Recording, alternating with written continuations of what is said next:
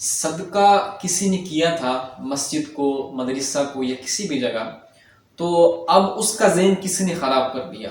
بھئی تم نے اتنے پیسے مسجد کو دے دیے، مدرسے کو دے دیے، یہی پیسے اگر تم اپنے کاروبار میں لگاتے یا اپنے اہل و عیال پر لگاتے، اپنے مکان پر لگاتے، تو لہٰذا آج تمہارا سٹیٹس کچھ بلند ہوتا.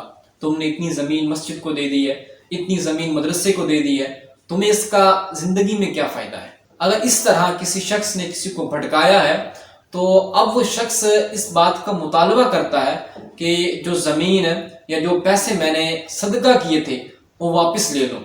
تو اب ایسا نہیں ہو سکتا.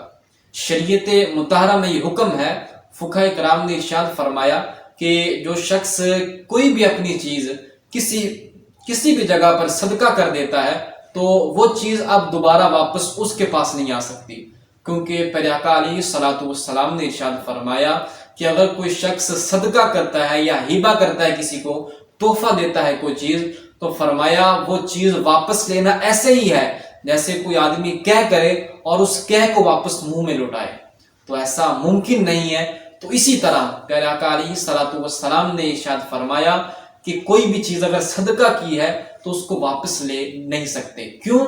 کیونکہ جو چیز اس نے صدقہ کی تھی وہ اس کی ملک سے اب واپس نکل چکی ہے، وہ اس کی ملک میں اب نہیں آ سکتی، وہ اس کا مالک ہی نہیں رہا. جب مالک ہی نہیں رہا تو وہ اس چیز کو واپس لینے کا مجاز بھی نہیں ہے.